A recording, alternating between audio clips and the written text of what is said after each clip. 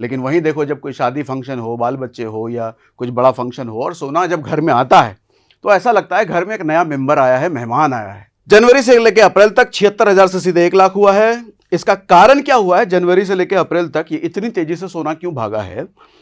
इसको समझाने से पहले मैं आपको एक रीजन समझाता हूं कि सोना बढ़ता क्यों है और अभी क्या हुआ है। सस्ता सोना भूल जाइए, अब 1.5 लाख छू जाएगा गोल्ड का भाव।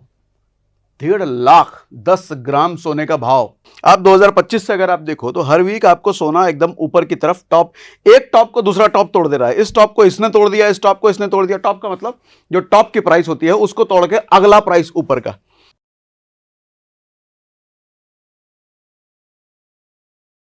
पिछले 5 साल में सोने की कीमत डबल हो चुकी है, 2 गुनी।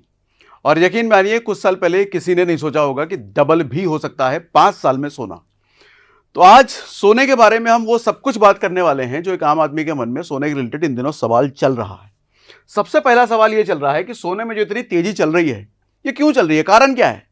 उसके बाद ये जो तेजी चल रही है ये चलती रहेगी भैया, अब लाख पहुंच गया है, अब लाख से ऊपर ही जाएगा, ये नीचे भी आएगा, रुकेगा भी। उसके बाद सवाल है क्या सोना भी स्टॉक मार्केट की तरह कभी क्रैश आ सकता है? 40%, 50%, 60% नीचे आ सकता है एक झटके में? जो न्यूज में बात चल रही है कि 50,000 आ सकता है सोना, क्या लाख जाने के बाद 50,000 आ सकता है सोना? इस पर बात करेंगे। उसके बाद सवाल कई आते हैं कि ये देश जो सोना खरीदते हैं कहां से खरीदते हैं?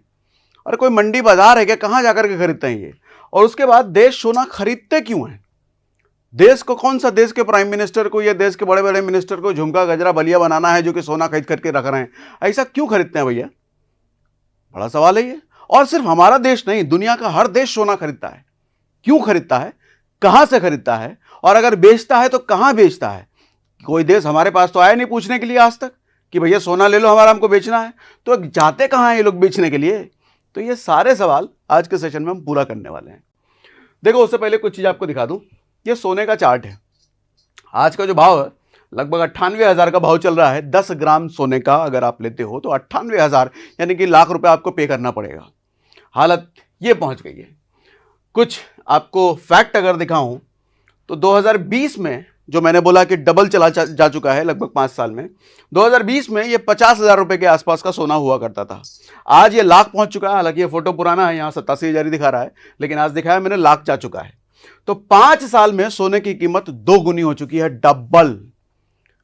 शायद ही स्टॉक मार्केट में लोगों ने 5 साल में डबल का रिटर्न लिया होगा। हाँ, कोविड में जिन लोगों ने इन्वेस्ट किया होगा उनको मिल गया होगा कि कोविड के टाइम पे आपको पता है कि मार्केट 12-13 पे जा चुका था और अभी 24,000 पे है, तो मिल गया होगा। लेकिन उस टाइम पे जिन्होंने इन्वेस्ट किया होगा स्टॉक मार्केट में, चलो आदमी एज्यूम भी कर लेता है कि 5 साल में डबल हो सकता है, कोई स्मॉल कैप, कोई स्टॉक या कुछ हो गया, नहीं हो गया। लेकिन सोने में तो कोई एज्यूम नहीं कर सकता कि 5 साल में डबल हो सकता है, और ये हो गया। क्यों हुआ, बात करेंगे अभी। पुराना चार्ट अगर आप देखो तो 2016 में लगभग 27,000, 17 में 29,000, मतलब 2,000 कीमत बढ़ी। 18 देखो 31,000, 39,000, इस तरीके से कीमत बढ़ी है। लेकिन उसके बाद 2020 के बाद अगर आप काटा देखो तो बड़ा बड़ा जंप आया है। 2021 में गिरा है, लेकिन उसके बाद सीधा 55, 63, 78, 87 और अब लाख। तो ये बड़े बड़े जंप 2020 के बाद क्यों आए हैं, सवाल ये भी बनता है। तो सारे सवाल शुरू किया जाए क्या? चलो शुरू किया जाए सारे सवाल के जवाब देने। सबसे पहली चीज, बुलेट ट्रेन की तेजी है भैया। ये हम सबको दिख रहा है कि सोना इस वक्त सबसे हॉट मुद्दा बना हुआ है। इतनी तेजी क्यों है? ये धीमे चलने वाला सोना बुलेट ट्रेन की रफ्तार क्यों पकड़ चुका है? इस साल 2024 में सोने ने करीब 30% का रिटर्न दिया है। सिर्फ एक साल में 30%। एक साल में 30% किधर मिलता है? कोई नहीं देता, सोना ही देता है। अब आपके मन में यह सवाल उठेगा कि भले 1 लाख जा चुका है, चलो पैसे डाल देते हैं, अगले साल 30 न सही 25 तो मिल जाएगा, 20 तो मिल जाएगा। तो इस गलतफहमी में मत रहिएगा। क्यों? ये सारे सवाल का जवाब दूंगा, अभी रुको, देता हूं ना। जनवरी से अप्रैल के बीच अगर आप देखोगे तो सोने ने 20 बार अपना ऑल टाइम हाई बनाया है। ऑल टाइम हाई क्या होता है? ऊपर ऊपर ऊपर, सबसे हाई प्राइसेस। जैसे आपको कहां दिखाता हूं, मैं यहां दिखाता हूं। अब ये देखो, मैंने ये सोने का चार्ट खोल रखा है। सोने का मतलब जहां जाकर के आप सो जाओ, ऐसा नहीं। सोने का मतलब गोल्ड का चार्ट। तो इस गोल्ड का चार्ट में यहां पर मैंने वीकली दे रखा है। हर वीक 1 लाख पार, कीमतों में दिखा रिकॉर्ड उछाल। जाने किस इसके पीछे क्या है कारण? अमर उजाला कहता है अक्षय तृतीया के दिन महंगे सोने ने छीनी सराफा बाजार की रौनक। महंगा है भैया, हर किसी की रौनक छिन गई है। सस्ता सोना भूल जाइए, अब 1.5 लाख छू जाएगा गोल्ड का भाव। 1.5 लाख 10 ग्राम सोने का भाव, ये भी हो सकता है, देखते हैं। हाँ, चलो समझते हैं। देखो सोना क्या है, अभी देश दुनिया सब पर जाएंगे, लेकिन थोड़ा सा नीचे से शुरू करता हूं। सोना क्या होता है ना, हमारे देश में अगर आप देखो खास करके, तो सोना एक इमोशनल मेटल होता है। हमारे देश में अगर कभी आप देखोगे किसी घर में बुरा समय आता है और सोना बेचने की बारी आती है, तो पूरे घर का मुंह छोटा हो जाता है, मतलब सब लोग उदास होते हैं, जैसे एक परिवार का सदस्य घर छोड़ करके जा रहा हो, यूं माहौल बन जाता है जब सोना बेचने की नौबत आती है। लेकिन वहीं देखो, जब कोई शादी फंक्शन हो, बाल बच्चे हो या कुछ बड़ा फंक्शन हो और सोना जब घर में आता है, तो ऐसा लगता है घर में एक नया मेंबर आया है, मेहमान आया है। तो सोने के साथ हम भारतीयों का जुड़ाव कुछ इस तरह का होता है ना। और ऐसे में सोने का इस तरीके से भाव बढ़ जाना, जिसने खरीद रखा होगा उसको खुशी हो रही होगी, लेकिन साथ में यह भी पछतावा हो रहा होगा कि और खरीद लेते। लेकिन जिन लोगों ने नहीं खरीदा, इस इंतजार में कि भाव गिरेगा तब खरीदेंगे, उनके लिए बड़ा दर्द का विषय है। स्पेशली हम भारतीयों के लिए सोने का साथ अलग एक जुड़ाव है। बाकी दुनिया का में ऐसा नहीं होता, लेकिन भारत में होता है। दूसरी चीज, अगर आप इसको करेंसी की तरह देखें, इन्वेस्टमेंट की तरह देखें, कि सोना एक ग्लोबल करेंसी है। ग्लोबल करेंसी कहने का मतलब, हमारे देश में रुपया चलता है, अमेरिका में डॉलर चलता है, अलग अलग देशों में अलग अलग करेंसीज चलते हैं। ऐसे में अलग अलग करेंसीज का भाव अलग अलग होता है। जैसे हमारे यहां पर अगर देखो तो इस वक्त लगभग 85 रुपए चल रहा है। $1 खरीदने के लिए भारत को 85 रुपए खर्च करने पड़ेंगे। लेकिन अभी कुछ समय पहले आफत यह भी आ गई थी कि 88-89 चला गया था। मतलब 88-89 रुपए खर्च करने पड़ेंगे भारत को $1 खरीदने के लिए। आप कहोगे $1 हम खरीदेंगे क्यों? वो इसलिए क्योंकि हमको अगर अमेरिका से कोई सामान खरीदना है, जो कि हम बहुत सारी चीजें खरीदते हैं, तो हमको डॉलर में ही तो पे करना पड़ेगा, क्योंकि अमेरिका तो डॉलर चलता है। वो डॉलर में एक्सेप्ट करेगा पेमेंट, रुपए में लेगा नहीं। वो कहेगा रुपए हमारे लिए कवाड़ है, हम तो काहे को रुपए मिले, तो हमको डॉलर में पेमेंट करो। तो डॉलर में पेमेंट करने के लिए हमको अपना रुपए डॉलर के हिसाब से खर्च करना पड़ेगा। तो 88 रुपए 89 रुपए हमको पे करने पड़ रहे थे $1 खरीदने के लिए। लेकिन वही सोच के देखिए, हमारे पास अगर सोना है, अगर सोने की वैल्यू इस वक्त 1 लाख रुपए है, तो ये 1 लाख रुपए आपको क्या लगता है सिर्फ भारत में है? नहीं, पूरी दुनिया में इसका एक भाव है। तो इस वक्त अगर मुझे अमेरिका से कुछ खरीदना है, तो सोना, मान लो 1 लाख रुपए का सोना अगर मैं उसको दे रहा हूं, तो उसकी करेंसी में भी इसकी वैल्यू 1 लाख रुपए के आसपास ही है। मतलब ये समझ लो कि बराबर है। आपको थोड़ा सा और इसको इस तरीके से समझाता हूं। मान लो 1 लाख रुपए का 50 ग्राम सोना आपने कभी खरीदा होता। हालांकि 1 लाख रुपए का 50 ग्राम सोना, ये तो पुराने दिन हो गए, लेकिन चलो मान लेते हैं 1 लाख रुपए का, मान लिया जाए आपने 50 ग्राम सोना खरीदा है, और आप जिस देश में रहते हैं उसकी करेंसी आधी हो गई। पॉसिबल है? अब हम लोग भारत में रह रहे हैं, अब किसी आपदा की वजह से हो सकता है कि 85 नहीं, हमारा भैया डॉलर के मुकाबले 100 रुपए चला गया, 125 रुपए चला गया, 150 रुपए चला गया। हालांकि बहुत मुश्किल है ये, लेकिन पिछले, आप वेनेजुएला करके एक देश है, ये ना वेनेजुएला में ऐसा हुआ भी था। उसकी करेंसी एकदम नीचे चली गई थी, क्योंकि उसके कारण थे, करेंसी बहुत ज्यादा उन्होंने छाप दिया था, वो अलग कारण थे, लेकिन करेंसी की वैल्यू एकदम जमीन पे चली गई थी। पाकिस्तान को तो अभी भी हुआ है, अभी भी हुआ है और अभी भी होगा। ये जो माहौल चल रहा है, देखो इस वक्त करेंसी के भाव कैसे गिरता है। तो ऐसे में करेंसी का वैल्यू आधा रह गया, सोने का वैल्यू आधा नहीं रहेगा। अगर सोना 1 लाख रुपए का खरीदा है और उसकी वैल्यू अभी 1 लाख रुपए 10 ग्राम चल रही है, तो वो उतना ही रहेगा चाचा। अब इन दिनों पाकिस्तान की करेंसी की वैल्यू जैसे गिरने वाली है, गिर चुकी है और ज्यादा गिरेगी, तो अगर उसके पास सोना होगा तो उसकी वैल्यू उतनी ही रहेगी। यानी कि एक चीज समझिए कि अगर किसी के पास सोना है तो उसके पास यूनिवर्सल करेंसी है, पूरी दुनिया में उसकी वैल्यू एक जैसी है। इमोशन तो है हमारा, लेकिन साथ में करेंसी भी वो ग्लोबली एक्सेप्टेड करेंसी है। अब इन सब मुद्दों पर भी आएंगे कि देश सोना क्यों खरीदता है, कहां से खरीदता है, किस माहौल में खरीदता है, क्या करता है खरीद के भैया, तो वो सब भी बात करेंगे। लेकिन उससे पहले एक चीज समझाऊं, जनवरी से लेकर अप्रैल तक 76,000 से सीधे 1 लाख हुआ है। इसका कारण क्या हुआ है, जनवरी से लेकर अप्रैल तक ये इतनी तेजी से सोना क्यों भागा है, इसको समझाने से पहले मैं आपको एक रीजन समझाता हूं कि सोना बढ़ता क्यों है और अभी क्या हुआ है। सोना ना किसी देश के लिए इमरजेंसी फंड की तरह काम करता है। अब इमरजेंसी फंड क्या होता है, पहले वो आपको समझाता हूं। हमारे घरों में हम औरतों को आप देखते होंगे चावल के बोरे में, डब्बे में, या मर्द अगर बचत करने वाले हैं तो बैंक में एफडी करते हैं या कहीं इन्वेस्ट करके रखते हैं या घर में अलग पैसा करके रखते हैं, थोड़ा जमा उमा करके। क्यों रखा जाता है? कि कोई दिक्कत आई घर में, नौकरी चाकरी चली गई या पैसों कौड़े की दिक्कत हुई तो भैया हम वहां से निकाल करके अपना भरपाई कर लेंगे। सोना बिल्कुल इसी तरीके से काम करता है किसी देश के लिए। चूंकि ये ग्लोबली एक्सेप्टेड करेंसी है और एक वैल्यू होती है हर देश में, तो जब देश को लगता है कि कोई खतरा आ सकता है हम पर और हमारे करेंसी की वैल्यू गिर सकती है, इस खतरे की आशंका जब किसी देश को होती है तो क्या करता है? सोना ज्यादा से ज्यादा खरीदने लग जाता है। जब सोना ज्यादा से ज्यादा खरीदने लग जाता है तो क्या कर रहा है? अपना इमरजेंसी फंड बढ़ा रहा है, क्योंकि भैया रुपये की वैल्यू या किसी करेंसी की वैल्यू तो गिर सकती है लेकिन सोने की वैल्यू नहीं गिरेगी। तो इसलिए सोने का अपना रिजर्व बढ़ाने लग जाता है वो देश। अब सवाल उठता है कि भारत या दुनिया भर के देशों ने अभी जनवरी के बाद क्यों अपना गोल्ड का रिजर्व बढ़ाने पे ध्यान दिया, क्यों गोल्ड ज्यादा से ज्यादा अपने पास खरीद रहे हैं? तो उसका जवाब है चाचा जी। चाचा जी मतलब आपके और हमारे चाचा जी नहीं, पूरी दुनिया के जो चाचा जी इस वक्त आए हैं, डोनाल्ड ट्रंप चाचा। आपको पता है कि जब से डोनाल्ड ट्रंप चाचा आए हैं, इनफैक्ट आने के पहले से ही ऐसे ऐसे वादे, ऐसी ऐसी बातें और टैरिफ और पता नहीं क्या क्या, पूरी दुनिया घबराई हुई है कि इस आदमी क्या करेगा, ये कुछ नहीं पता। ये आदमी सुबह उठता है तो क्या खा के उठता है पता नहीं, सुबह जो डिसीजन लेता है ये दोपहर तक कुछ और कर चुका होता है, रात तक कुछ और कर चुका होता है, अगले दिन कुछ और कर चुका होता है। ये नज़ारा हमने पिछले जनवरी से हम देख रहे हैं।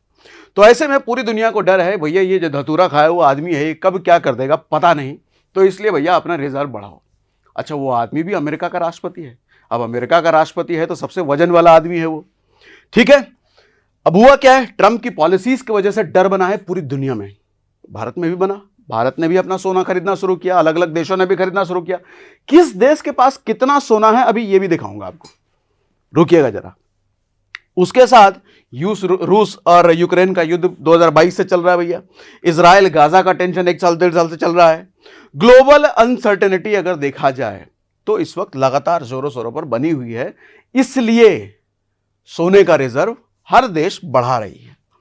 चारों तरफ देखो तो डर का माहौल है। लोग सबसे सस्ता सोना खरीदते हैं, मतलब लोगों को जहां सबसे सोना सस्ता मिला वहां खरीदा। देश भी पीछे नहीं है भैया, सेंट्रल बैंकों ने भी जमकर खरीदा है। सेंट्रल बैंक का मतलब सेंट्रल बैंक ऑफ इंडिया अपना मत समझना। सेंट्रल बैंक का मतलब हर देश का एक सेंट्रल बैंक होता है। जैसे हमारे देश का सेंट्रल बैंक है आरबीआई, इस तरीके से हर देश का एक सेंट्रल बैंक होता है। वही सेंट्रल बैंक सोना खरीदने और बेचने का काम करती है।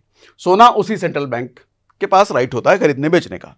अब सवाल उठता है सेंट्रल बैंक ने कितनी खरीदारी करी? पूरे दुनिया के देश के सेंट्रल बैंक जो हैं, आप देखो 2022 में 1082, 2023 में 1000, 2024 में फिर 1045 टन सोना खरीदा गया। कौन से देश के सेंट्रल बैंक ने? सारे देशों के सेंट्रल बैंक को मिला करके। किस देश ने कितना खरीदा वो भी आऊंगा। 2010 से 2021 में औसतन 400 टन खरीदी हुई थी और अब ये डबल से भी ज्यादा हो चुकी है। भारत भी इसमें पीछे नहीं है। 2023 में 72 टन खरीदा, 2024 में सिर्फ 4 महीनों में 55 टन भारत सोना खरीद चुका है। तो आप ऐसे में कह सकते हो कि भैया अगर इतनी दिक्कत की आशंका है तो शेयर बाजार क्यों भाग रहा है? अरे शेयर बाजार तो अभी भागना शुरू हुआ है। जब ट्रंप ने 90 दिन का पॉज लगाया है टैरिफ पे, तब भागना शुरू हुआ है। उसके पहले तो देख ही रहे थे शेयर बाजार का क्या हाल था।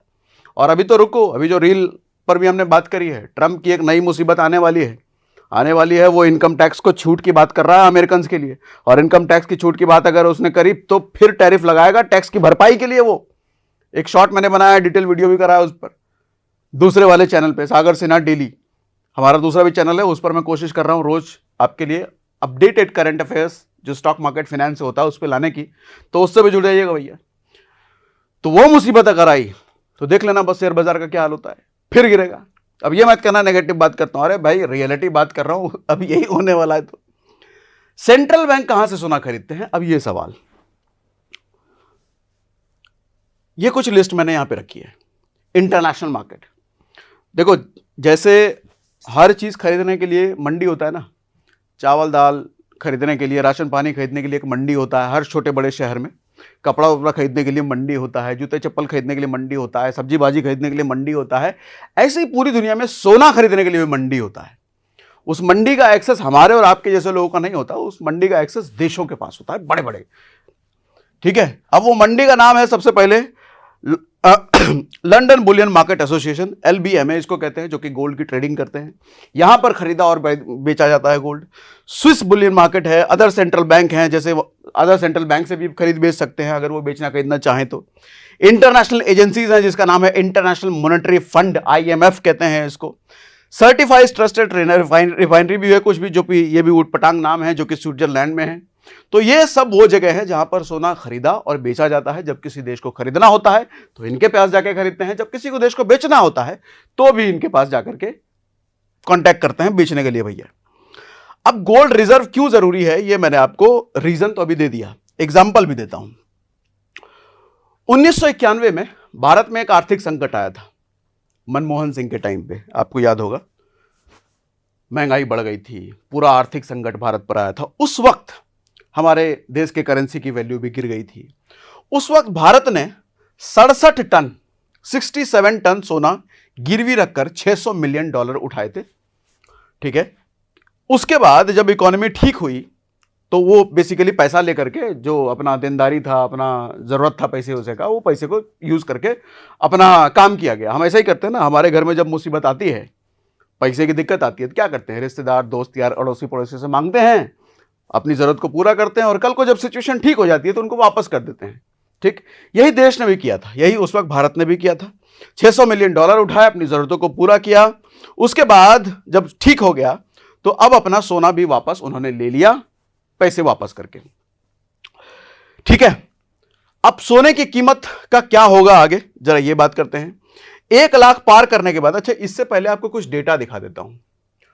डेटा ये है, जब हम पूरे देश की बात कर रहे हैं, पूरी दुनिया की बात कर रहे हैं, ये देखिए, ये मैं दिखा रहा हूं किस देश के पास कितना टन सोना है।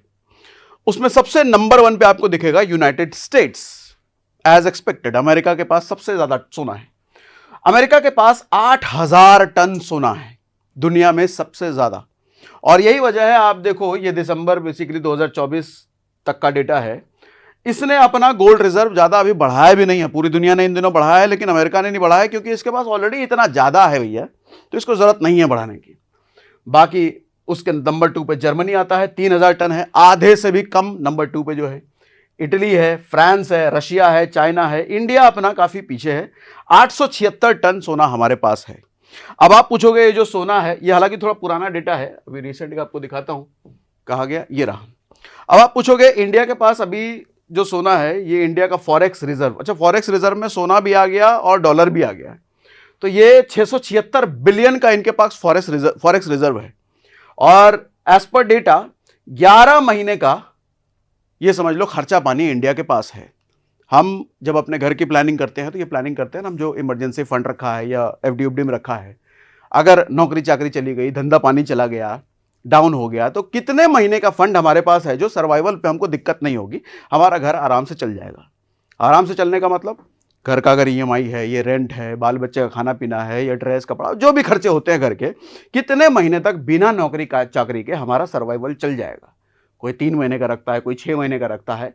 ऐसे ही भारत को अपने सर्वाइवल के लिए जितने खर्चे की जरूरत है, अगर कोई बहुत बड़ी आपदा आ गई, सारा धंधा ठप पड़ गया, तो कितने महीने तक भारत सरवाइव कर सकता है बिना कोई धंधा पानी के? तो जवाब है भैया 11 महीने का रिजर्व भारत के पास इस वक्त है, जो कि बहुत अच्छा है। 11 महीने तक भारत सरवाइव कर सकता है।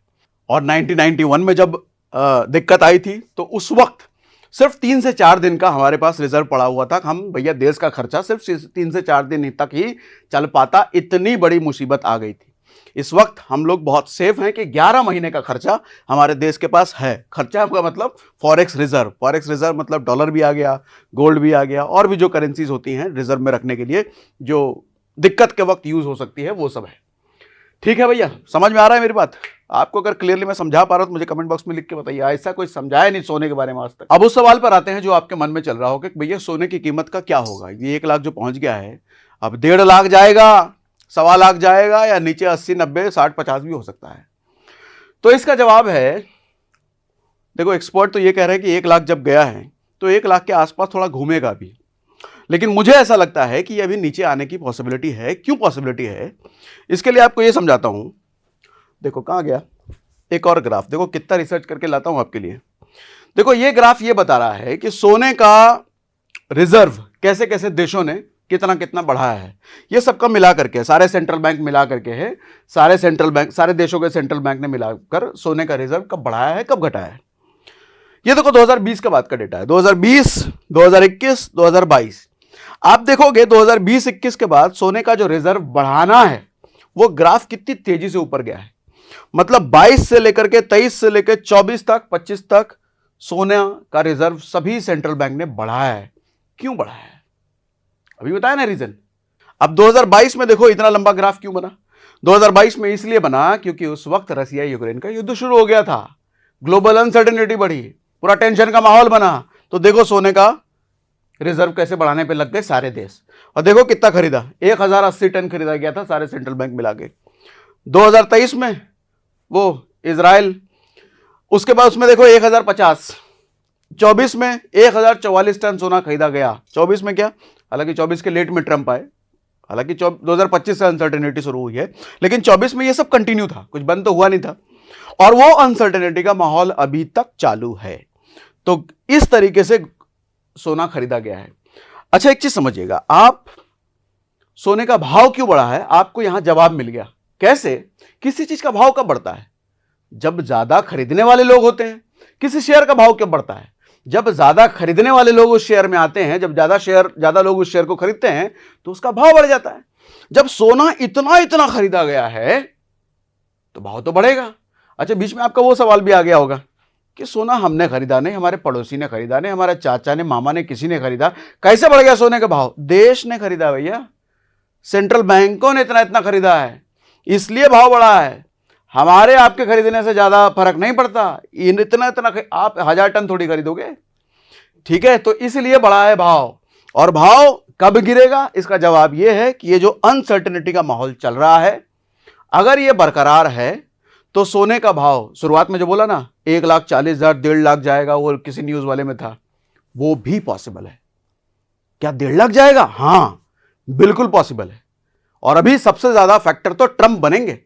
ट्रंप की अगर उठपटांग हरकतें जो 90 दिन का पॉज लिया है उन्होंने, उसके बाद अगर चालू होती हैं तो यह भी संभव है कि सोना 1.5 लाख जाएगा। लेकिन क्या नीचे भी आ सकता है, 70-80 हजार, 60 हजार, हाँ वो भी पॉसिबल है। वो भी ट्रंप बड़ा फैक्टर है। ये सब जो फैक्टर हैं, ये सब अगर शांत हो जाते हैं, ट्रंप अगर सुधर जाते हैं, बुद्धि अगर अकल आ जाती है उनको, अच्छी अच्छी पॉलिसीज आती हैं, जहां ग्लोबल अनसर्टेनिटी खत्म होकर के स्टेबिलिटी की तरफ हम बढ़ते हैं, तो निश्चित सोने का भाव गिरेगा। कितना आ सकता है? 90 भी आ सकता है, 80 भी आ सकता है। कोई दुनिया में ये नहीं कह सकता कि 50,000 आ जाएगा, 60,000 आ सकता है, लेकिन गिरेगा ये तय है। कब गिरेगा? जब माहौल ठीक होगा।